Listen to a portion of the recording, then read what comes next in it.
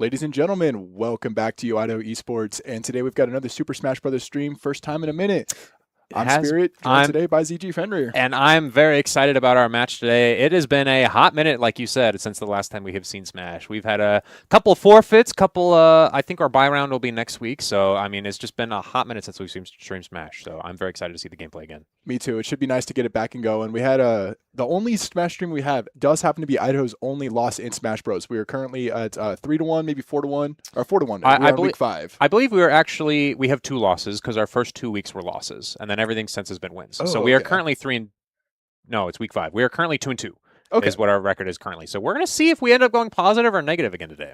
Yeah, it can make or break it. We've got few weeks left of regular competition before we roll into playoffs here. Mm-hmm.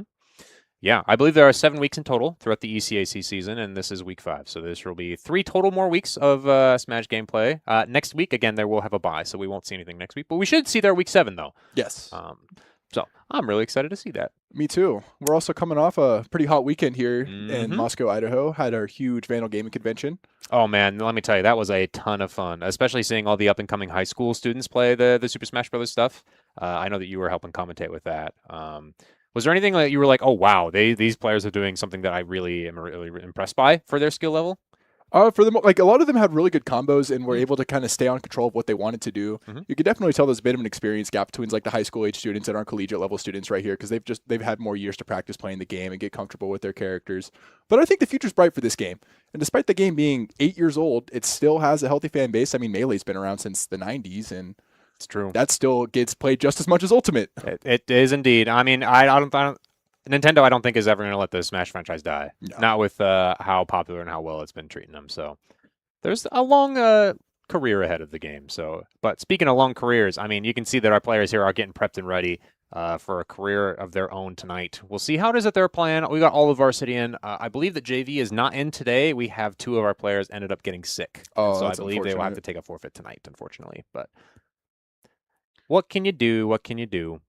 Now, I'm not seeing Chubby Bubbers here currently. Are we going to have X-Mystery Muggsy fill in today? He might have to. I know that Game Captain had called Chubby Bubbers and was like, yo, get over here at some point. So I'm unsure if he is just now waking up or if he was already almost on his way. So we'll have to see if he makes it here in time for Game 1 or not. I guess we will. Still a few minutes left till to get it locked in and ready. Yeah, they're getting all warmed up. Playing a Mario, losing to a Mario, unlucky Game Captain. You'd think he'd do better if his brother is playing Mario all the time, but what can you do? Yeah. My little brother played a lot of King DDD, and that is actually my best matchup for any character I play just because I'm so used to playing against it. Yeah, there you go. There you go. So, yeah, I'm pretty excited about today. I mean, have you done any significant research into our opponents of Penn State today or no? I was trying to. The YouTube page I found hadn't really been updated since last season. Okay. And the website kind of crashed my phone when I looked at it on ECAC. Shouts out ECAC. So yeah, that was pretty fun. But I believe it's about the same record that we are right now. It should be a pretty even matchup. And I know the players they're ready for the competition. They're ready for the challenge today. They're not going in with 100% I'm going to win mentality. They're going in with we're going to play this smart and we're going to do what we can do and we're going to do our best at it. Okay. Yeah, I know that for the first 2 weeks at the very least where we took both of our losses, they were having some pretty rough counterpick character matchups that they were running into. They did play, fun fact, a Min Min on each school out for all 3 weeks that they have played so far. So we are curious to see if they're going to have a Min for the 4th week in a row.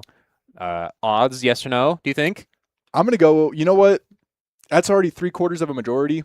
Let's make it 4 out of 4. Let's make it 4 for 4. Oh, baby. Keeping that 100% pick rate there going. I personally think it's very rare to even see Min played, so I'm actually surprised we even hit 3. So I'll take the no. I'll take the under on this one. We had our star Min player Shiny Shoes last semester. Probably could have helped pave the way for Min players to kind of bring it out and see what can be done with it. And we don't have Shiny Shoes on our roster anymore, so we can't really match the Min mirror. It's true. But we might have a few workarounds with it because of all the scrimming and labbing they could have done against them. It's true. Fichu was just telling me, he's like, yeah, this is probably karma for us having a Min on our team for the last 2 or 3 semesters that we've had him on the team for. So they're getting the work input in for him. Yeah, and that makes sense. What goes around comes around at the end of the day. Yeah, it's true. We'll have to see what the character selection for the Vandals is going to look like. I mean, we have our traditional all first characters, no generally secondaries. However, because of the 2 losses at the beginning of the week, especially to the characters that are zoners, is what our Vandals have been struggling with a lot recently. I'm curious to see if they are going to pull out their secondaries that they have been working on. Fichu has been working on his Pikachu I don't really think he's been working on his Game & Watch. It's been almost exclusively Pikachu for the last little bit. And then Game Captain has been working on a Steve that he is thinking about pulling out here soon. I don't know if he'll end up doing it today, but that is his counter pick character. He's like, I was originally going to main Steen, and then Daytrix, one of the Sound Poet coaches, actually was like, yeah, no, we're going to ban that character. So he didn't get to play him. Fair enough. I mean, that would be pretty crazy considering who Game Captain normally likes to play. Very opposite sides of the tier board. I'd love to see it busted out, though. I mean, our Vandals have been pretty locked in with their characters consistently this season and have not had a lot of opportunities to swap. Besides the very last game that they played last season in their 3rd place match, they did bust out the secondaries that time around. Yeah, they were just having fun playing the game as they wanted it to. So I thought you were going to bring up the very last player on the varsity team who has exclusively gone a different character every single time that he's been put in, being Director Spock. That is true. He does like to swap it up. Yes. With normally that K. Rool comes out and does some pretty crazy things. We saw him hit some pretty nasty spikes when he was streamed a few weeks ago. Yes. But never underestimate that Yoshi or anything else he keeps in his back pocket and likes to surprise us with. Yeah, he surprised me last week when he said, yeah, I pulled out Zelda last week and I got a game. I won that game. And I was like, whoa, okay, that's a very long time since I've seen him pull his Zelda out. So yeah. I'm very curious to see who he's going to play today. He was telling me, he was like, yeah, I want to try and play a different character for every single set just for the fun of it, just to see how many characters in I can go. Before I'm like, I have to go back to somebody else. So I respect that as long as you're not throwing. Yeah. When you get the time into practice and you make sure you're locked in, you always keeping your opponent on your toes is a great thing too, because you can VOD and look over all your opponent's matchups. And if you just bust out something completely new, that could give you a whole new mental boost. It is true indeed. It looks like we are able to join the lobby, which is good. We were having some lobby issues last week. Oh, yeah, that was fun. Gotta love the Nintendo network code. You also got to love the Smash Bros. Connection and input lag. It's a completely different game playing online versus next to your friend. It is true. I was actually, I'm sure that you saw in the broadcast room earlier, but I was playing some Mario earlier online just because Mario and Wii Fit Trainer were the 2 last characters we have yet to unlock Elite Smash for on the setup that Game Captain here is sitting on. Wii Fit got her in 1 game. It wasn't that difficult. 3 slots Donkey Kong, so that was easy. But the Mario, I was sitting there for maybe like an hour just trying to grind out some Mario combos, and I just could not get higher than a 50% win rate with the character. And I'm chalking it up to some of the online. I do think my Mario is a little better offline, but also my Mario is kind of trash. So, I respect that.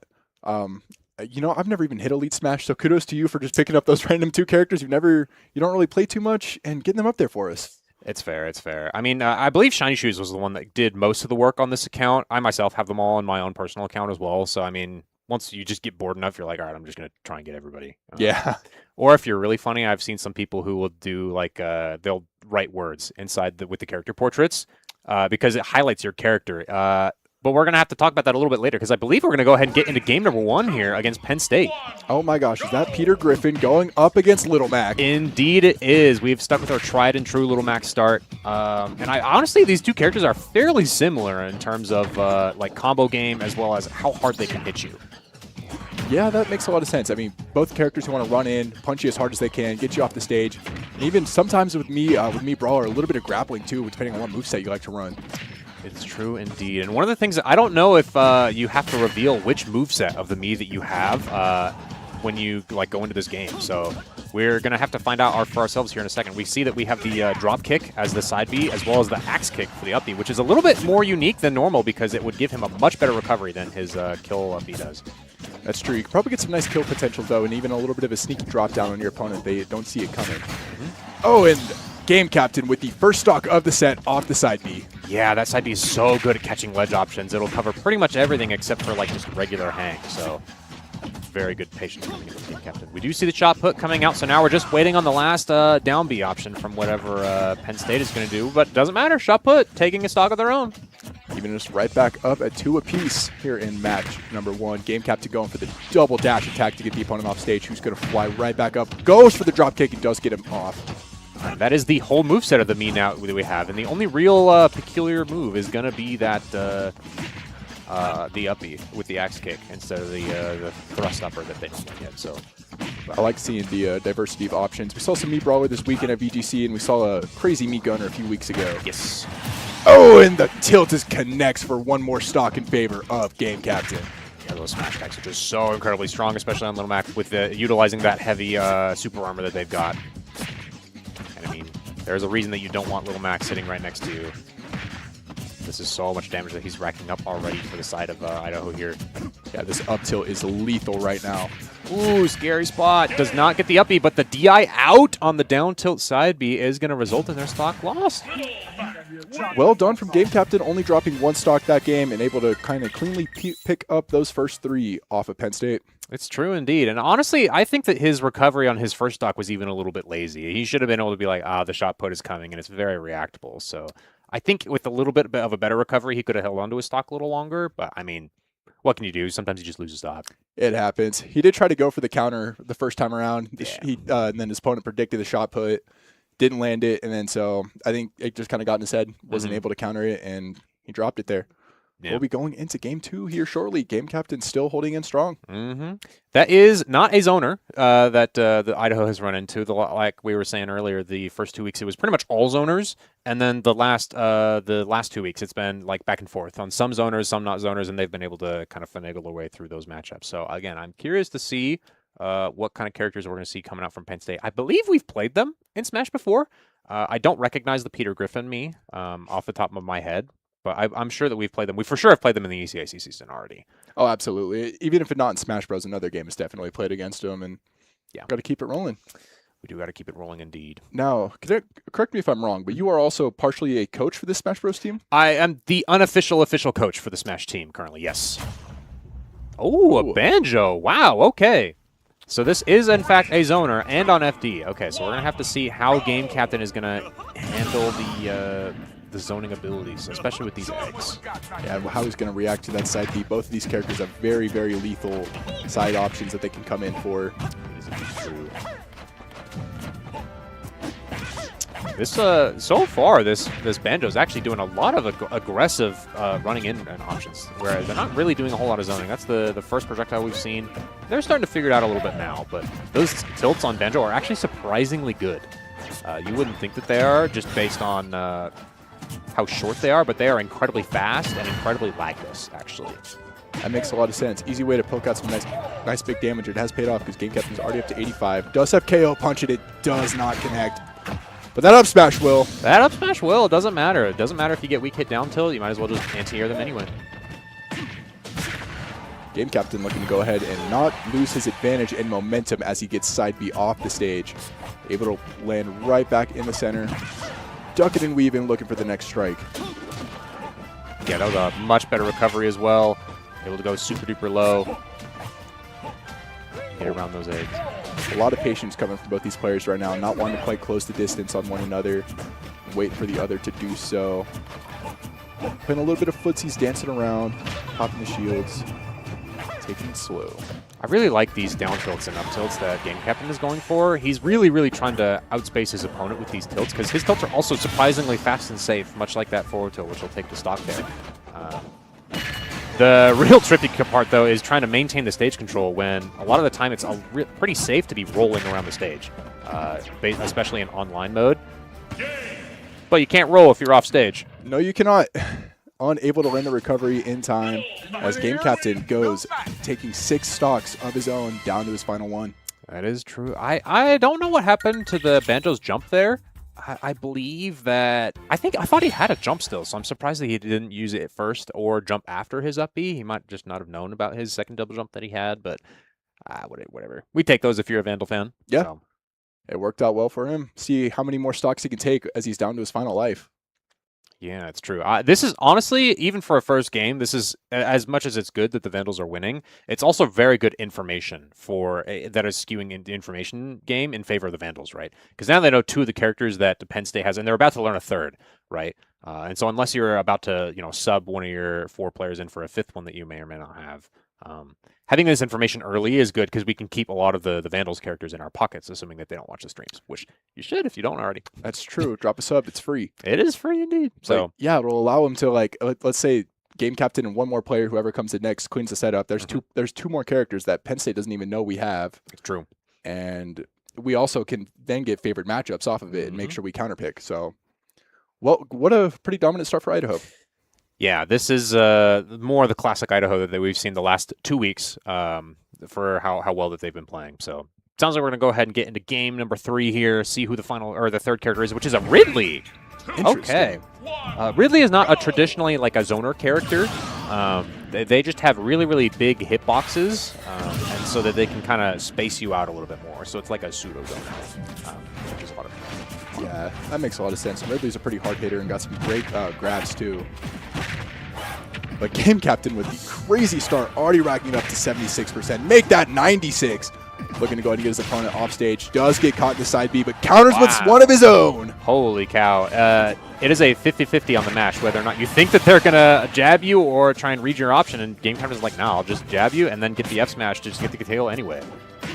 Trying to keep the momentum in his favor with the quick early first stock taken down. That's 7 stocks for game captain here in round 1.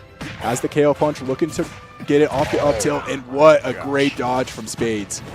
Yeah, he's been really trying to scout those air dodges from his double down tilts that he's hitting, because he's hitting the inside hitbox, which means that he can't actually go for the true confirm off of his down tilt, so he has to go for a read. He has not hit one yet. Yeah, if you're Spades here, you want to really try and preserve your life now, and that is going to definitely be a dead little Mac, which is good for Penn State now. They have officially taken down the first player of Idaho. With their final 5 stocks remaining. Yeah, I do like the Ridley pick. That is one thing that Ridley does really excel at, is those edge guards. Not only can he stay at the ledge and ledge trap you fairly well with things like his forward tilt and just holding space with his nair, but he also can go off stage because he has multiple jumps, and his nair is really big, so there's not a whole lot that Little Mac can do. So that's true. It's a very well-rounded character, one of your big men of the game.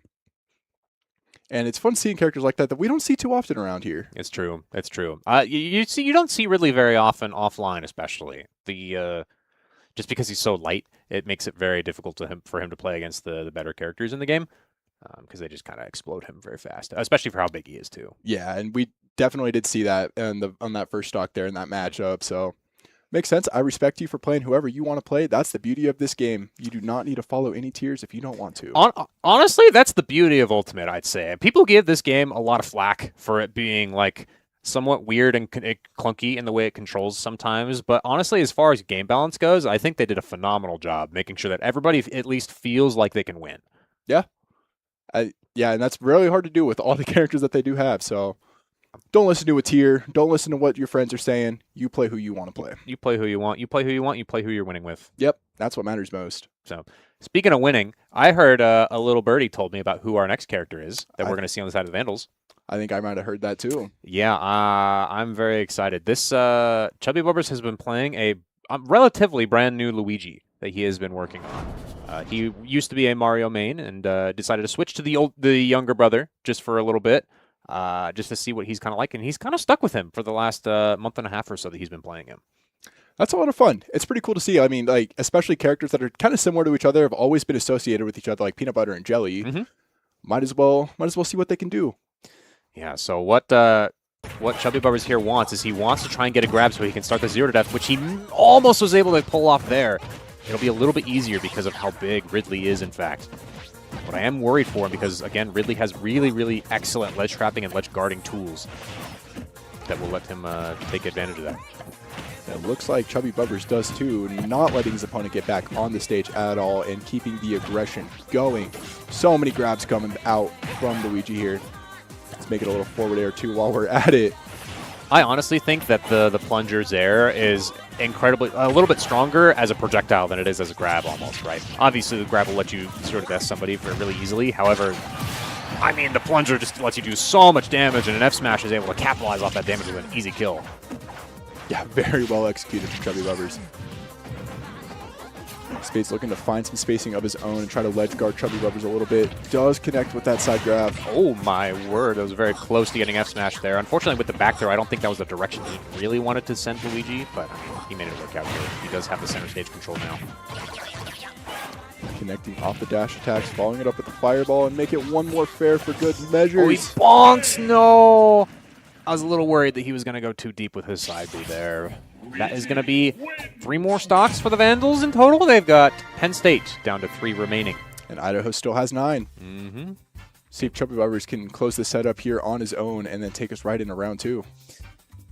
Yeah, so let's go ahead and recap who we've seen so far. So we've seen a Ridley, we've seen a Mii Brawler, and we have seen Banjo and Kazooie. Banjo and Kazooie. Okay, so we have actually really good diverse roster from Penn State. You've got your character who's the rushdown, who can do a lot of combos and do big damage. You've got like a true zoner who can keep you far away and chip you down with projectiles, and then you have like a mid-range sortie character-esque in the Ridley. So that's actually a very good roster spread. As far as the characters they've got go.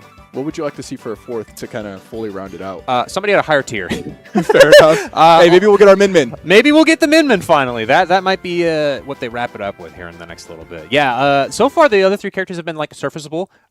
We were talking about earlier how you can play every character and have them do well. It does really help if you do have a top tier that you can pull out of your back pocket though. So having a top tier character like that, which maybe we'll see. A lot of the times you traditionally will pick your best player to be your anchor for your team. So this theoretically could potentially be their best player one way or another. So we'll go ahead and have to see what it is they're going to pull out. Yeah, absolutely. And even regardless, Penn State and Idaho can both go into this next matchup wanting to change things around. Mm-hmm. And with their very well-rounded roster, they can totally try and counter what they've seen so far. Maybe stick the rush down against Little Mac or even try to get the zoning in the Banjo against him to start the rounds off. There's a lot that we can see here as we jump into potentially our game point matchup. Oh, it's going to be a K-Rool. Okay, so it will be one more zoner. Not very high on the tier list, but I mean, that's okay. K-Rool has a very, very good zoning capability, both with the blunderbuss as well as the crown. Like we're seeing right here, Chubby Bubbers trying to close space, but has gotten hit with 2 crowns already. Looking for the 3rd, and it connects onto the drop kick as well. Yeah, the other thing that makes K-Rool especially scary is how well he can utilize his little belly armor that he's got. Oh, yeah. So we'll have to see how Idaho is able to adapt. Do keep in mind that we do have our very own K-Rool on the roster in Director Spock. So they should have some matchup experience with K-Rool as far as how their characters play into each other. That is true. That's the beauty of having like all these different scrims and labs and tournaments you can go to is you learn so many more matchups in practical settings instead of just playing against a bot. It's true indeed. It's true indeed. I mean, fairly even percentages all so far coming from both sides, both from Penn State and from Idaho. Our K-Rool here has been doing an excellent job at, scrapping with the Luigi, which is a very difficult task to do, mind you. It is. Been able to take real advantage of those projectiles there as it gets stuck in the side of the stage. Chubby Bubbers is finding all the right ways to close the gap, gets taken off stage. Oh, and the up air is going to secure this first stock. Yeah, that's a really tricky little matchup check that you can do there. Same with that Nair into Tornado, however. That is in itself a matchup check as well. That was beautifully executed, evening this game right back up. 2 stocks apiece, final 2 for Penn State.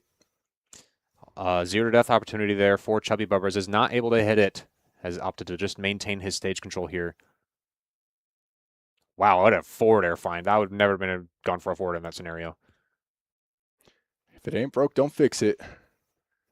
It's true. There's that super armor coming into the useful for the K-Rool. And I guess I didn't talk about this, but Cyclone on Luigi also has invincibility. So if he wants to try and replicate that belly armor out of a combo, he kind of can with his Cyclone ability. That would be pretty fun to see. Try to match it up. Mm-hmm. Thrown off stage. Oh, and the cannonball and drop kick off stage. Sir. What a stock take from Spades. great reaction from Spades there to be like, oh, hey, he clinked into the cannonball there. Even if he doesn't get hit by it, I can still go out and get a free forward air because he's not going anywhere now. So he is down to 144%. That armor doing a lot of work for him. It's a dangerous fight with K. Rool off stage because a big man should not be able to recover like that, but he does it anyways. Got him up to 176%. Sitting real high, goes for the off stage spike, but it does not connect. Yeah, I'm a little worried for Chubby Bubbers here. Back throw should kill here for sure. I lied. Oh. He's so thick, guys. He's living to 200% now. It doesn't matter. Gets back aired, whatever. I was about to say I was a little worried for Chubby Bubbers just because he's not really holding center stage. He was really antsy to try and get that kill, but in the end decides that, yes, I'm going to hold center and just back air safely and gets the kill for it. Yeah, the aggression totally played off in that last stock here, but this has been the most even matchup of this game so far. Stock for stock, percentage for percentage. These players are at each other's throats. Keep in mind, this is the game stock for Penn State here, and he almost gets a upbeat there for his troubles. Oh, what a spike coming in from K. Rool. Gotta love that if you're a Penn State fan. Just goes to show. That is a kind of a hard spike to hit as well. You have to time it such that the Luigi doesn't have opportunity to act out of his side B, but if you do it too early, you are going to get hit by it. So that was very well timed by our K. Rool hero here. That was really cool to see. But Idaho is going to have to reveal their third card up their sleeve right now. They weren't able to take it fully right here. Penn State's still holding on their final stock by a thread, and it's game point up until we see a loss now. Who would you send in if you were Idaho, do you think? You've got 3 options you can pick from here. I think you send in Director Spock. Do you? Okay. Yeah. Would you send him in with the Ditto, or are you going to send him in to try and play a brand new character, do you think? I think you run the Ditto right here. Okay. I'm very down. Just kind of see how each other stacks with one another, so. For sure. And then you save the ace for another day if it's necessary. Right now, you just kind of get a little bit more play style on one another because if they got a K roll, we got a K roll. It just works like that. Yeah. I would almost argue that this would be a pretty good spot to throw in X-Mystery Muggsy as well. Get him a little bit of game time against some of the other opponents that we've got. But, I mean, where it looks like you called it right on the nose, we are going to, in fact, see the K Rool Ditto from Director Spock. 3-2-1. Idaho down to their 6 stocks. Penn State on their final one.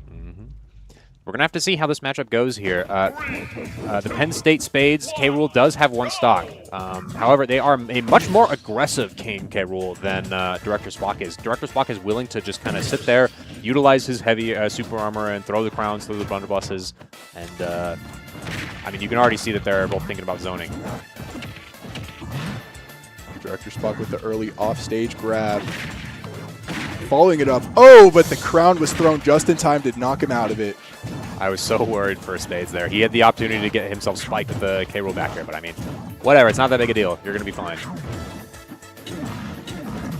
I like the stomp attempts coming in from Penn State as well. That is a pretty hard stomp to hit, but K Rool's downer is very disjointed as well. So he could potentially hit it. Yeah, it was a good way to get a little ledge guarding in. Director Spock tried to go for the back air spike. Was unable to it, but this time he does! Oh my gosh! I was afraid he did that way too early, but it doesn't matter because Penn State ran right under him for it. The frame gods were in his favor today, and Idaho is going to take game 1 with 6 stocks remaining in their back pocket. Oh my goodness gracious. Yeah, that would have had to have been like one of the last frames possible to get hit by that spike hitbox of that. I'm amazed. Well done, Idaho. Congratulations on your round 1 victory, but it's not over till that bell rings. No, it's not. And I mean, we did reveal 3 of our characters, so Penn State does have the opportunity to be like, okay, we know 3 of the 4. That gives us pretty good odds as to who we want to try and send in first, right? I am curious. The biggest wall I think that they're going to have to run into here is going to be the Little Mac, right? They both did fairly well against the Luigi. And then, I mean, in this Ditto here, you're just barely able to get the spike like that. So very well played from Idaho. But yeah, that Little Mac took so many stocks right up the get-go from them. So I'm curious to see how they're going to try and stall out the Little Mac in this next game. Yeah, absolutely. I wonder if Idaho's going to go ahead and run the same strategy and keep what they did last round. Same order, same everything. Because like once they got that momentum rolling, there was no stopping it. Yeah, and I mean, sending in Game Tapped in first has traditionally been the Vandals' go-to round start, even last semester. So he has been very comfortable being the lead pick for the Vandals here. So that makes sense. And hey, he does a great job at cleaning it up and at least scouting worst case scenario too. Yeah. So we'll have to see what we're doing next. I can hear them picking stages and stuff. I haven't heard a character quite yet, so we'll see. He's about to do so now, actually. Who's he going to be? Oh my goodness. Okay, that's wow. a surprise. Okay, you guys didn't hear it, but we have an interesting selection. It will not be Game Captain going first, but it will, in fact, be Director Spock. However, I think we're going to pull it up here in just a little second. There we go. Match start. We were kind of hitting at this earlier, and look what happened.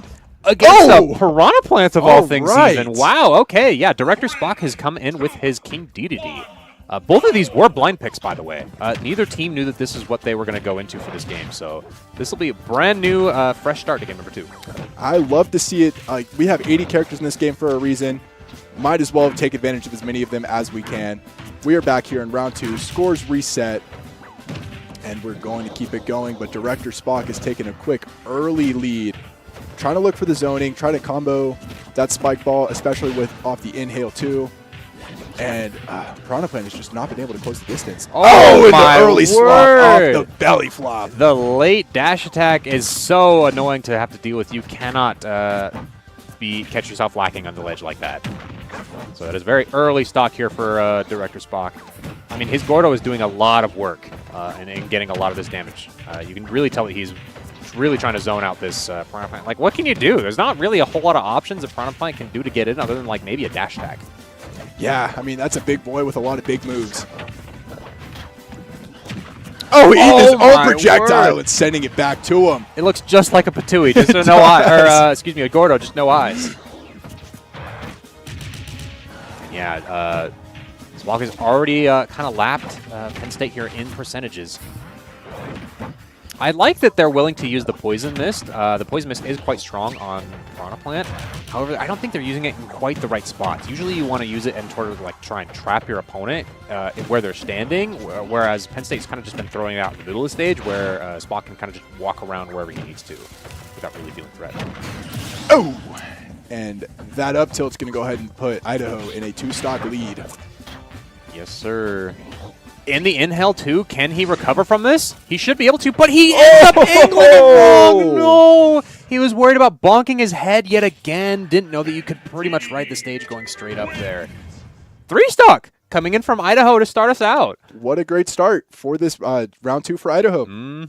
I am so stoked to see all these brand new characters. I love seeing a Piranha Plant come out, too. I thought that was one of the most fun additions that they added to this game. Such a goofy character. Might as well play it more often. That's true. I think his inclusion in the game was even goofier, too, where they're like, yeah, we're going to include Piranha Plant in this game. He's just not done yet, so we're going to give it like a month and then give it to everybody for free for the first year. Yeah. Because we want him in the game. We just didn't quite have him finished. So I thought that was pretty funny. Yeah, we're always getting that new Mario rep. Everyone wanted Waluigi, and then Sakurai pulled the ultimate bait and twist on us and was like, no, you get a Piranha Plant. Well, no more human characters. We are trying to diversify our roster here. Give us Toad in Smash 6. Would you want him? They put him in this game.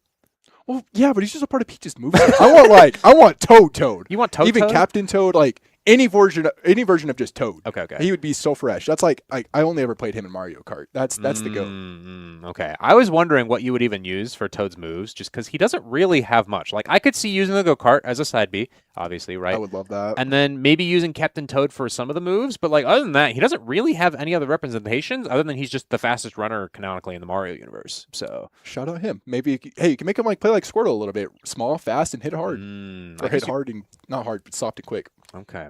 I guess you could. I don't know. Have you seen the Super Mario Brothers show that aired way back in the 80s or 90s? I don't remember. The animated one, or yes. I believe in that show, Toad has a move where he can like take off his mushroom hat and then it acts as a parachute. Is what that's for, if I remember right. So that could be like his up B, and then he gets a little parachute. That would be amazing. That's so cursed though. Bald Toad is it's so cursed. Look it up if you guys want to feel a little bit silly. Yeah. That I've suppressed memories about that show. Yeah, me too. It's very, very silly. Do you remember the live action one? Oh, yeah. I would always skip forward through it because I'm like, I don't understand what's happening because I wasn't an adult back then, so I didn't understand like any of the adult jokes that were going on in there. But looks like we're going to get some different jokes instead. We're going to bring back our King Dedede, and it's Peter Griffin yet again. He's back, and he's ready for it. Yeah, the like semi-zoning character of Piranha Plant was not matching the true zoning of King Dedede in this scenario, so we're going to have to see if the rushdown can work here. I don't know if we're just testing some buttons here, but I mean, it looks like he... It looks like it's supposed to be an actual match. It doesn't seem like a button check to me, so I think they are just going into it.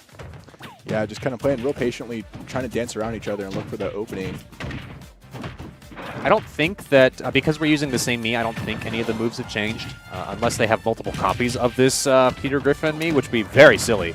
But I'm pretty sure that they are going to be the same moves as last time. Yeah, now that Axe Kick will for sure confirm it. It looks like it. And if you're running me Brawler, might as well run that shot put. We haven't seen it yet, but it's most likely going to be there. Oh, what a connection. Yeah, that was a great Axe Kick spike. I wouldn't go for the suicide there, unfortunately. You're just a little bit too high percent for that to work. But it does a lot of damage, surprising me amount for how little you see Axe Kick come out. Wow. Hey, and it's working real well for this ledge guarding right here. It's especially good because you can do your upbees out of shield. And so you can kind of just hold shield, wait for a get-up attack or a neutral, just get up just to see what they're doing, and then the Axe Kick will cover pretty much all the options except the roll. So it's quite good in that regard as well. But an inhaled Gordo is also going to be quite strong. Yeah, he was doing a good job at bouncing those Gordos right back to Spock, but he was able to time it just right that time around and send Peter to the clam. Okay. I've never seen an actual episode of Family Guy before. I've only ever seen the YouTube shorts. So okay. It took me a second to register what the clam was. I was like, what does that have to do with anything? Kind of like an unfortunate SD in that regard. He spent a little bit too much time at the clam. Drink number one. Yeah. I mean, so far, Spock is on track to take 6 total stocks without losing a single one of his own. We'll have to see. And he gets the inhale again in the air dodge. He thought he was going to have to tech. You don't have to tech an inhale in that scenario, though. You would never be put in a situation where you have to tech out of a command grab. It is only if you have actual knockback that you get applied to you before you have to tech a stage. That makes sense. And what a fantastic way to end both those games back-to-back, putting on a little bit of a show and doing some fancy air movements. It is true. It is true. You know, we've had a couple 12 stocks in our day from each of our players where they've taken all the stocks from the opposing schools. I believe that Game Captain has done it, and I think Fichu has not done so yet because he just doesn't get to play very often because he's the anchor. And I believe Chubby Bubbers and Shiny Shoes have all taken 12 stocks before. So Spock currently is on the way to potentially taking 6 stocks, halfway there. Hey, that would be pretty cool to see. Add another one under the belt. Why not? That's an awesome statistic to have and a little bit of fun bragging rights that not many people can say they can do. I think it's especially the only reason I even bring it up is just because he hasn't lost a stock yet. That is what makes it so much more doable in my head, is just that you have been going into these matches with all 3 of your stocks. If you were down 2, maybe even 1 stock, it'd be like, oh, it's a lot harder. Oh. Wow. Okay. Right. So I guess we just got word that we're going to see a rematch of Director Spock on the DDD against Penn State's Mii Brawler because Mii Brawler had the wrong control scheme for their controller. I see. Okay. I'm very curious about, I guess the Vandals let this go through because normally in like regular tournament experience, because they didn't say anything at the beginning and like go SD and be like, oh, I'm on the wrong control scheme, I'm sorry. They just played it out, which was a little bit strange. Normally, if you play it out, you're just like, whatever, I'm going to rock it. So in this case, the Vandals, I think, are choosing not to, enforce that rule. They're just going to go ahead and give them back their 3 stocks. So I respect the gentleman's agreement on that. I'm someone who plays with custom controls too, so I do understand what it's like to lose that.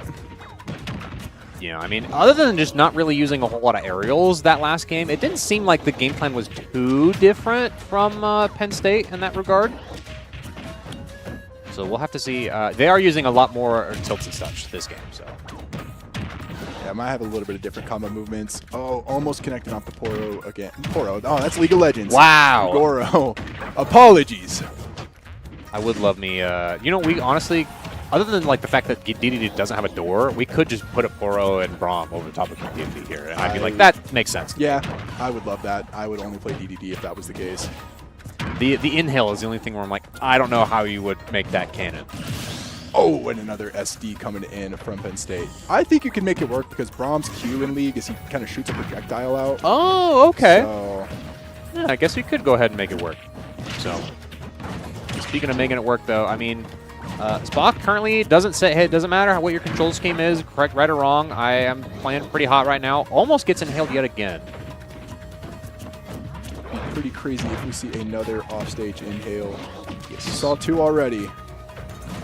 Yeah, The potential 12 stock coming in from Spock here now is going to be a little bit more difficult just because he has racked up a lot more percent on this second stock than he did in the last game. So, but his zoning has been immaculate so far. He's doing a very good job of mixing up his Gordo timings as well as when he's choosing to walk in with like a forward tilt or a forward air. He's also learned to not throw him when he's getting drop kick towards, because those projectiles just kept coming right back towards him. Went for the offstage inhale again, no connection. Great reset from Peter Griffin here. Able to throw Spock offstage. Oh, and the clash of the projectiles. This is a lot of damage coming in from this Spock here. I would not be surprised if he did lose a stock in this scenario. I'm surprised that dropkick has been losing to Gordo. The first time they interacted with each other, the dropkick actually ended up winning and sending the Gordo back, whereas every other time so far, he's traded with the Gordo, which he doesn't want. That's what Spock wants, but yes, he's not quite see what Penn State wants. The grab is going to rack him up to 165 off stage. Looking to clear this little bit of distance here to get him back up. Director Spock going for the up airs. None are connecting. He picked that up off the ground. Wow, I did not know that you could inhale the shot put like that so late. I didn't either, and it saved him, and he shoots one more Gordo back his way and secures the second stock of this matchup. Oh my gosh, this is so much damage. Spock is doing such a good job at like playing super duper slow. The pace that at which the Spock has been playing compared to like Chubby Bubbers and Game Captain has been so dramatically slower compared to the other two players that I think they're having a hard time dealing with it. Someone must have grown up reading the tortoise and the hare. Slow and steady can win the race in the end. And that's our strategy today. Yeah, I mean, there's been a lot of unfortunate hits into the Gordo from the side of Penn State as well. I mean, you've taken up practically like almost, I'm going to say like 250% just from Gordos alone in all three of your stocks combined. That does what it seems so. He not really been able to find a way to dance around, but that's what he was looking for, getting the drop kick, sending right back, following it up with the shot put, sending Director Spock soaring away as he reaches 160%. And the spike is going to confirm Director Spock's first stock. All right, so they did better than the last game. They took a stock this time. We'll have to see if they're able to get a second one here. They are at very high percentages. They're not quite hitting any of the meat brawler combos that they're wanting to, so I'm not sure if they're going to be able to get a stock here or not. It's going to be rather difficult, especially with right around this percent. Things like forward tilt, down tilt, and even just random smash attacks are also going to really start killing here in the next little bit. Yeah, that roll is sending him far, far away. Oh, and again, the late dash attack at the ledge. You think that you have enough invincibility to get through it, but you cannot. It just lingers for too long. And that belly flop will secure it. The armor was in his favor that time around. It was indeed. I mean, they got a stock this time, so that is a much better result if you're Penn State. However, it is only one stock. So you got to be kind of sweating in your boots now that you're down half of your roster officially this time. Yeah, and Idaho's only down, like you just said, one stock. Seeing Spock hit those inhale eliminations like that to secure it, reminded me of when my little cousin first discovered what Smash Bros. Was, and he asked me if I played it. I told him no. Okay. I was lying. You were classic. All right, I like this. And so he got 3 stock back to back to back to back, and I just ended up picking Yoshi and would just shoot him off the stage with the neutral B. That was probably the most fun I've ever had playing that game in my life. And you just sit there and do it over and over again. Oh, it's like, Sisyphus rolling up the rolling up the stone. He's like, surely I will hit the Yoshi this time. No, it never happened. It never happened. It's like a canon event for the older brother, the older cousin, to make sure everyone knows their place when it comes to challenge you in Smash Bros. Any video game in general, honestly. If I'm going to get challenged by any of my younger siblings, I'm going to try and put them in their place. Yeah. At the very best that I can. Sometimes it doesn't work out. They just sometimes will play different games than I do. But generally, as the oldest, like, you have to sit them down and be like, no, my job. Remember who taught you Exactly. everything you know. Yeah, that's exactly right. I remember you pulled up a stat at the Vandal Gaming Convention on Saturday about some of the ages of these kids that were playing. Do you want to restate that for our viewers at home for me? Yeah, this was a pretty crazy realization. So, me and Fenrir here were probably about 8 years old, between 6 and 8 years old when Brawl came out. And the kids currently playing Ultimate now for high school esports were that same age when Ultimate came out. It was an insane stat line that I dreaded thinking about when you brought it up. And I'm like, wow, I am so much older than I think I am now. Yeah, I feel that. That also means that we've been playing Smash for a long, long time, actually. Yeah. It's weird to think that that we're sitting at like our 10+ year anniversary of playing this game. You can inhale that? What? I guess so. I guess it's a projectile, but that's so funny. I would not think about that. I am loving seeing some Sephiroth get busted out today.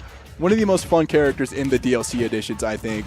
And honestly, the character, like playing him is what got me to play Final Fantasy VII for the first time. Really? That's awesome, actually. Not as awesome as that forward smash coming in from this Sephiroth. Able to take yet another stock off of the director's spot here. So, I mean, already doing a very phenomenal pick in this regard. So, I mean, using that really, really long Masamune, I believe is what the name of the sword is called, where it is just incredibly long and you have so much space to use. I mean, doing excellent work so far for this side of Penn State. Oh, yes, we have not been looking at the chat. We just pulled it up here now. But, I mean, another quick 3-stock, or 2-stock, excuse me, in terms of this Sephiroth. Look at him go. So nice, so nice looking with the fire behind him. It's the coolest ending screen in the game. I think I have to agree. A lot of people would say, like, you know, Joker's from Persona 5 is also really, really good. And I agree. I think there's a lot of love put into it. But, man, Sephiroth just is so much aura behind it, I think. Oh, yeah. And, hey, what a absolutely insane game from Penn State. They're picking up 2 stocks without dropping a single one of their own. They're not ready to go down without a fight. It's now 6-9 right now in favor of Idaho. Yeah, so I mean, this is a good start.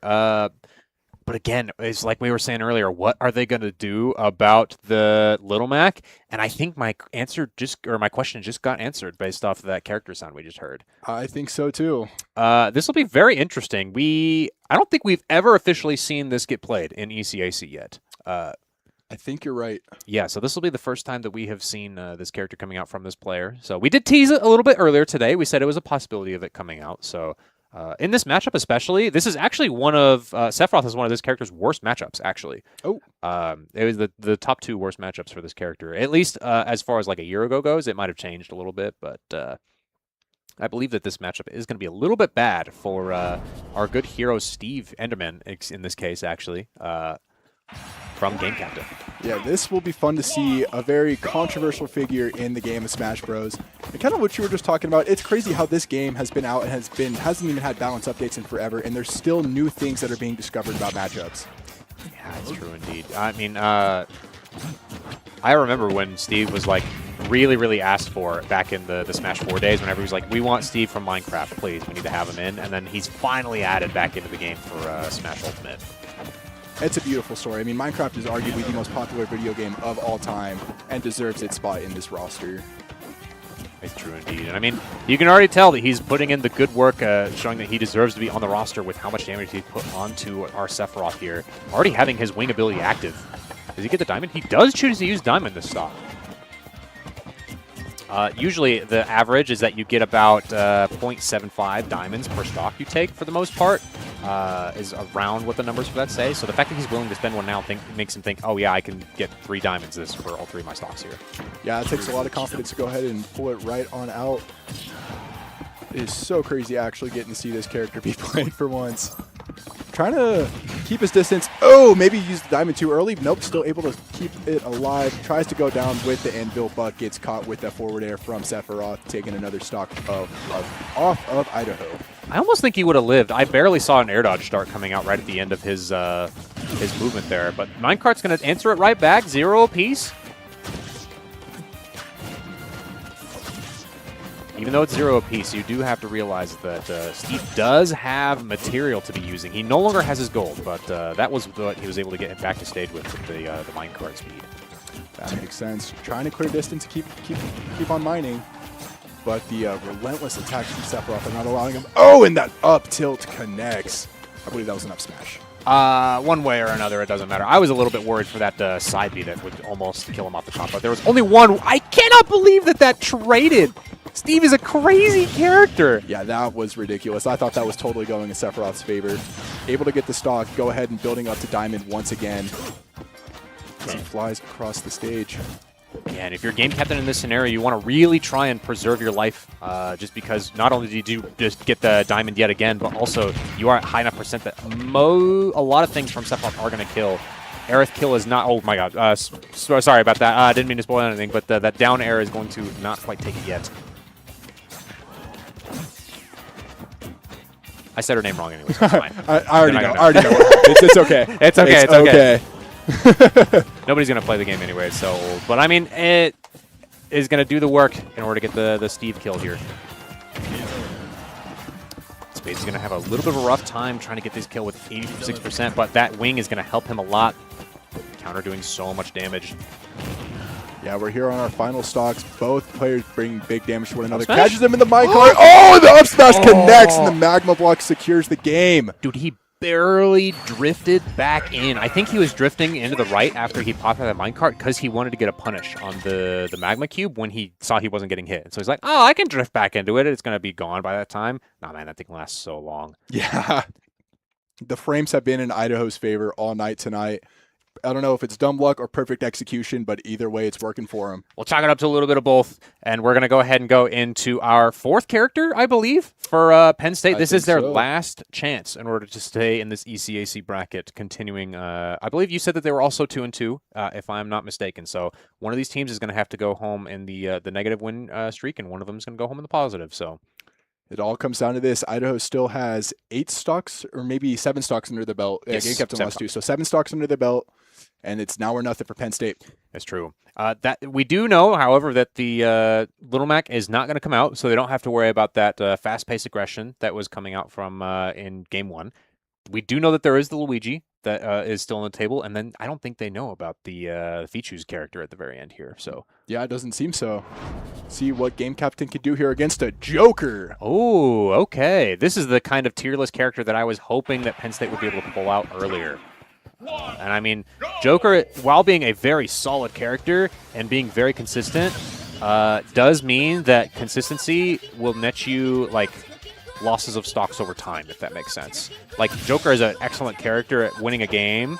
However, winning a series where you lose your stocks over time makes it a lot harder for him to play well. So he has to really be outplaying our Vandals here. Yeah, it makes a lot of sense. Joker's got everything in the kit that you can need. Just see if they're able to capitalize off of it. And seems to like a pretty good start for Joker so far, getting up to 45% here on Game Captain. I also like this pick, thinking even future past the Steve here as well, thinking, oh, I'm probably going to have to play Luigi. Joker does quite well into Luigi as well. So I really, really like this pick from Penn State, being like, yeah, now's the time that we want to send this out. Makes sense. Got to hold it up here. Speaking of sending it out, we have our send on the board now. It is deflect the anvil. It is time for the funny man to do the funny things. Yeah, Game Captain has not had the opportunity to really mine for materials. He's pretty far away from diamond still, so he just kind of has to fight this Joker raw. And not having a pickaxe anymore is going to make this especially difficult. Yeah, trying to find a place to get back to the crafting table. The minecart is not going to do much there to help him. That was a great counter coming in from the Joker here. He did not get the tools in that scenario. He was barely knocked out. Oh, he did get the tools. Man, our center's already back. That's just crazy how fast those good Jokers can charge it up. Oh, and he takes the set, putting Idaho down to their final 6 while still holding on to all 3 of his own. Okay, this is best case scenario so far for you if you're Penn State here. And especially if Idaho does decide to send in Chubby Bubbers with their Luigi, then yeah, you have a pretty favorable matchup going into this this next game here, which means that realistically you have 1, maybe 2 stocks to go into our potential last player that we could send in. That's true. But also, who's to say it's going to be a Luigi? We already did see Idaho bust out DDD and Enderman, so... It is true. I am curious, because Chubby Bubbers doesn't necessarily have a quote-unquote secondary, just because he's been playing both characters for so long. He has both the Mario and the Luigi that he's played, so I consider them more of a dual main than anything. But I mean, that's just... So I'd be curious if he pulled out a third character that he's like, oh, this is a different character that I just happen to also play or not. So we'll have to see. It would be a lot of fun to see no matter what, but it sounds like our next game is just about locked in and ready. Yeah, I actually really like this counter pick coming in from the side of Idaho as well. I think they also realize that, hey, sending in a potential Mario brother into the Joker is not going to be that favorable matchup for us. We don't really want it to go to the last player if we don't have to. So we're going to end up seeing the Kazuya Mishima finally make its face known. Fichu getting some playtime today. Yes, sir. We have not gone FD, which good stuff on Penn State for banning FD in that scenario. But I mean, small battlefield, kind of just as good for Kazuya in my mind, if you don't mind the platform there, which I know Fichu himself does not. Nope, doesn't seem so. Still able to land those electrocutes and get the opponent right where he wants him. Yeah, this matchup, I would argue, is probably 50-50, all things considered. Joker does quite well into Kazuya, all things considered. Especially when you get the use case of Arsene in a lot of these scenarios. You can start really bullying Kazuya. But, I mean, Fichu does have this matchup experience under his belt, so he knows how to avoid Arsene fairly well, I'd say. That's true. And this is the battle of the DLC charge-ups right here. Oh, what doesn't matter, though. Penn State. That is the kind of read that you got to go for when you're down in a scenario like that. I love that confidence coming in from Penn State. Feature looking to send Joker flying up again on his own. Yeah, that up B out of shield is going to catch that forward air, and that's actually pretty good for Idaho. You don't really want Joker to have more than one Arsene in a stock if you can afford it. Even though that is, I said that Steve's generally gets about like 0.75 diamonds per stock. I would argue that you actually get Arsene maybe like 1.25 times the stock. I think you're right. Because you are like guaranteed to have one by the time you hit like 90% for sure. And then if you're using your counter correctly, you can have anywhere from 2 to 3, honestly. So. However, Penn State so far just going to show, hey, I actually don't super need Arsene in this scenario. I mean, I have my... yeah, that'll be maybe a dead Joker? It is a dead Joker! Fichu knows the percents and knows them well. The uppercut into the slam paid off perfectly. Tried to follow up with that last connection there, but dropped the combo. Has a scenario yet again, and that is going to be a dead Joker again! That crouching down electric punch is super duper good at catching rolls because it will auto turn around based on the timing at which they roll. And so it's very, very difficult to escape a scenario like that. And I mean, Fiji just shows why he has a master class of a character that he's worked on. So absolutely. What a great set for Idaho today. Doing everything they could to keep the dictation of this game in their favor. And they ended that set with 5 sets. 5 stocks still under their belt. Yeah, they did. So, I mean, Penn State did a good job at, bringing the comeback at the end there. They did play a lot better that second game than they did the first one. So that there were improvements to be made throughout that set. So, well done, Penn State. I think it was a very good set. It was relatively close enough to be a good show from both schools. So, I mean, I had a good time. I did too. And I think both teams can go away with a lot of things that they can learn from these games and bring it into the future. Yeah. It's true. But speaking of bringing us into the future, I know that we have an interview with both Chubby Bubbers as well as Game Captain coming up here in the next little bit with this guy right here. So honestly, I think we're going to go ahead and get some replays up for you while we go ahead and transition on over there here in the next little bit. Well, it seems like we're getting prepped for it still. So it sounds like we're going to a BRB instead, though. Not quite with the replays. But, I mean, do you have anything else you want to say to the people before you go ahead and give our fun players an interview over there? Thank you all for tuning in for this game. Stick around for the post-game interview, and we'll catch you all later. Yeah, we'll see you guys in a little bit.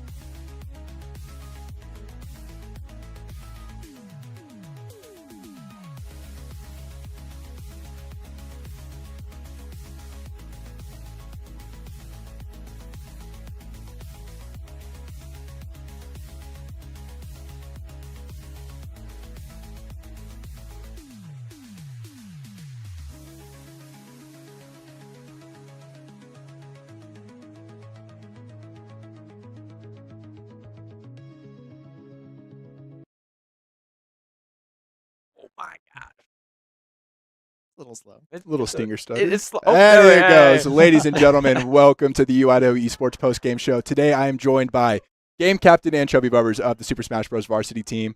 So, gentlemen, congratulations on your win today. Thank you. That was a very fun game to watch and a very good Game 1 performance from these two brothers here. You took 7 stocks of your own, and then you took a couple more.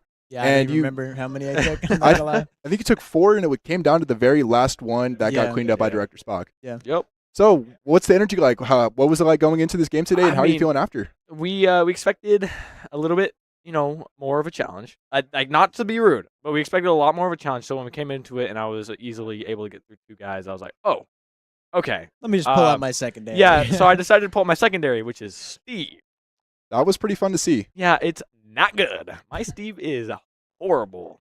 Yeah. So watching me play that, you can just tell I don't have a lot of game sense compared to my little Mac. My little Mac, I'm easily able to take stocks. And my Steve, I don't know how to play neutral. So I'm really trying. I'm really learning. Max is really pressuring me. Still held it up at least. Yeah. It's not very difficult with that character. No, not it's really. Pretty good. So I would how hope you'd be bad able to I play am. somewhat. I was able to take 3 stocks. Yeah. So I'm basically the best Steve in the world. You might be. Little Maybe Mac in has the some region. competition. Yeah. And you didn't even have to play there in game 2. Yeah, no. They just got to put in some people that didn't play last time. Feachu wanted to play there in the end. He wanted to play a little bit. We kind of swept them. Yeah, it was pretty much a sweep. Apparently that was their JV team, is what we heard. So their varsity is 1 division above us. So I don't know. Maybe we'd get swept by them if we actually played their varsity. I'm not gonna lie, maybe. I think we could hold it up though. I don't know how much harder it gets in the higher divisions. I can't lie. Yeah, I don't know. That could be a matchup for another day, though. Maybe. But either way, you guys did great today. Seems like it was a lot of fun for you all. I had fun. Yeah, I did. I was able to. What did I do? 2 fully charged forward smashes on one guy because he rolled back into me. That's fun. Oh, I love when that happens. They kept air dodging as soon as they were out of hit zone. Oh, I love when they air dodge. Give me the tech chases. Give me the dodge.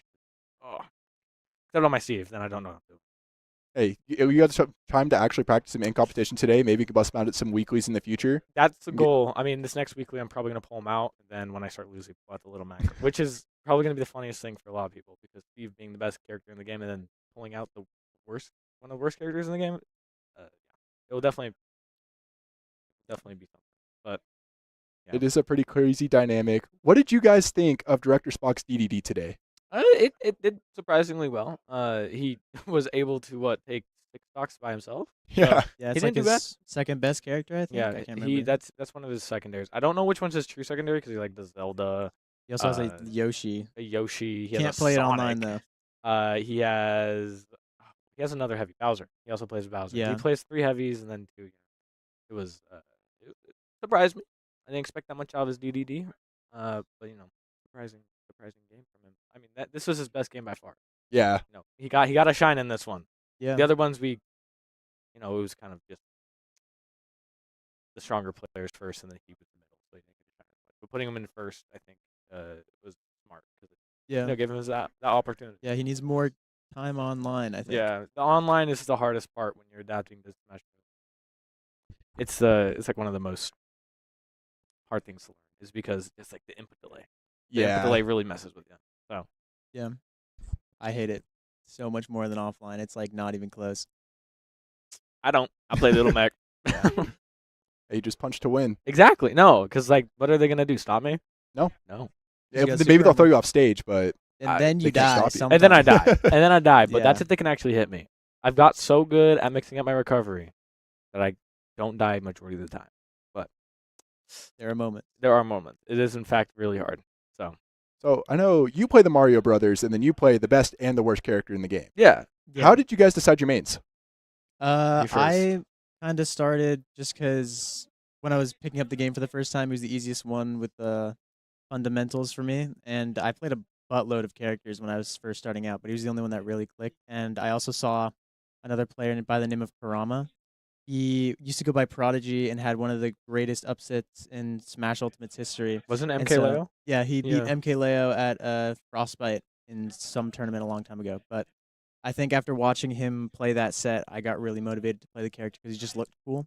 His combo Mario, strings bro. his combo most strings are just iconic really guy. hyped. So I think that's why I picked him up. And then Luigi just came because I didn't like Mario sometimes.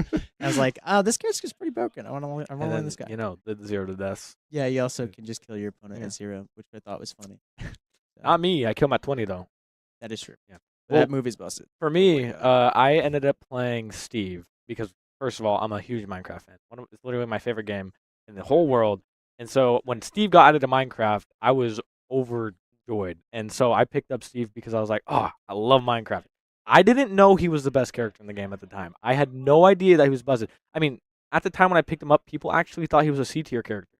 People didn't know his potential. And then stuff started happening in like tournaments. People started actually pulling him out, and they slowly realized that being able to build platforms around the map wherever you want usually is kind of busted.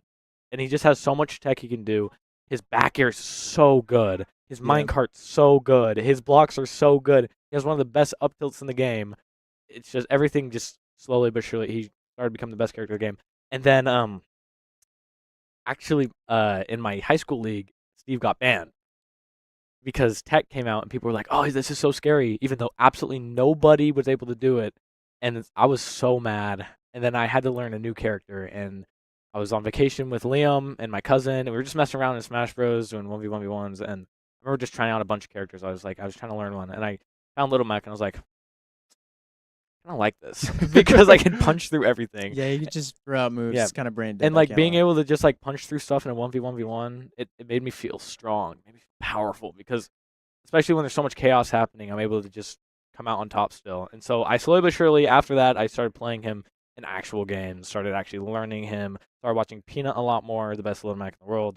And then that's just how I got here. I just kept playing him, never dropped him, and I try to go back to that Steve, but it is very hard because the game plan is very different for both of them. One's a lot faster, one's a lot more grounded, and I just can't do combos right now on Steve. He's very, very like to learn the really good combos. It's really hard, but like as a character, he's really easy. Like you just throw it back here in minecart, you basically win the game. Yeah, you do. It's pretty strong. Well, that makes sense. It's always fun kind of hearing the reasons we pick what we pick and why we like to do it, and it seems like they both kind of fit you guys pretty well. Yeah, my next question kind of led into something you kind of talked about. You guys are brothers, obviously. Mm-hmm. Did you grow up playing Smash Bros. A lot against each other, or is Smash Bros. More recent? So we actually started playing way back in Brawl on the Wii. I mained Ike on the Brawl, and I remember just destroying absolutely everybody. I don't remember how good I was. We're definitely not good at all, but I remember winning majority of the games on Ike. I don't know. I actually do not remember what he played. I don't either. I have no idea. I think I played Mario. We went back. I think we found our Wii, and we found old replays that we just saved for no reason. Yeah, and we just, I don't know. We knew this guy played Ike. Yeah. And there was like always 4 of the characters on the screen. I have no idea who I played, but I don't think I got destroyed that bad. Yeah, is that true? Is that fully true? I do remember winning a lot. Okay. I don't know if it was me destroying, but I do remember winning a lot. I just cannot for the life of me remember what you played. I don't know. I saw Mario. So maybe it was Mario. I swear my life it was Marth for some chunk there, but other than that, dude, it's actually, I can't remember. Yeah, no but idea. we used to play that when we were, 8 years old? Or maybe even younger. We would play that when our cousins were over. We'd play on the Brawl, and we'd just play on the Wii for hours. And that'd be like our one thing that we did. And it was like, oh man, that was so fun. And then I think there was like, after that, there was a big chunk of time where we didn't really play Smash at all. And then once Ultimate came out and we got a Switch for like Christmas or something, we picked up that game for a little bit. Yep. We didn't play it competitively for a little bit. We just kind of played it for fun. And then I think maybe a couple of years later, we actually started like, oh, hey, wait, this competitive esports thing is pretty freaking sweet. So we started actually learning characters and actually trying. Yeah. And now that's how we're here. And now he hates to play me. And I hate to play him. It's true. It's very back and forth. So you guys kind of were able to even up each other's skills over time and get to bring more competition out of one another? Yeah. I mean, he's adapted to the Lil Mac playstyle. Yeah, I'm pretty happy about that, actually, because it's like one of the hardest matchups to learn in the game. Yeah, he's not an easy matchup by any means, especially because he just does not follow the rules of Smash. So he's learned. But I think that's also hurting him because he's learned off of Little Mac instead of an actual character. So he's so used to the grounded playstyle that it kind of can bite him in the butt sometimes when, like, freaking characters like, let's say, King K. Rool. Yeah, that's actually one of my worst matchups with Luigi because I can't get past projectiles because this guy never had projectiles. I don't have projectiles. Never have had projectiles except minecart. He did learn about my against my C for a little bit, and then and then swapped to Lil Mac. So had to completely switch up his playstyle. So. Yeah, having a brother to play against, it's like having a built-in training partner. Exactly. You're going to learn that matchup better than you'll learn any matchup in the world. And what's it like playing with your brother and being on the same team together? It's pretty fun. I like rooting for him, but also not at the same time. This guy's a jerk. Biggest supporter and always playing on his downfall. Yes, Dude. it's true. When we're playing together, he'll be like, "Yes, Isaac." When we're playing against each other, it's like, "No, Isaac." No, Isaac. And multiple times in our weekly brackets, we've actually faced up against each other. We met up 2 times in a row one time. They had to split us up because that was stupid. Yeah. That was fun. But I think we stayed up a lot playing together. It's just a lot of fun compared to just playing online with like randoms. Having somebody actually play with who wants to play with you and will play for hours until it's like 3 in the morning. That's fun. So yeah, it's a lot of good memories, and I'm glad you guys get to keep the memories going, even though and keeping competing here. Yeah. We're gonna sign off here in a minute. Do you guys have any closing thoughts or anything you want to shout out before we go? Shout out my family who's probably watching, and shout out my girlfriend. Love her. So, yeah. Hi. It's great to have people watch us, especially people we know. That's awesome. All right, well, thank you all so much for tuning in today. I hope you enjoyed this post-game show and this incredible game that these two men just brought us today. I've been Sam. Tune in tomorrow for Valorant, and we'll catch you all next week.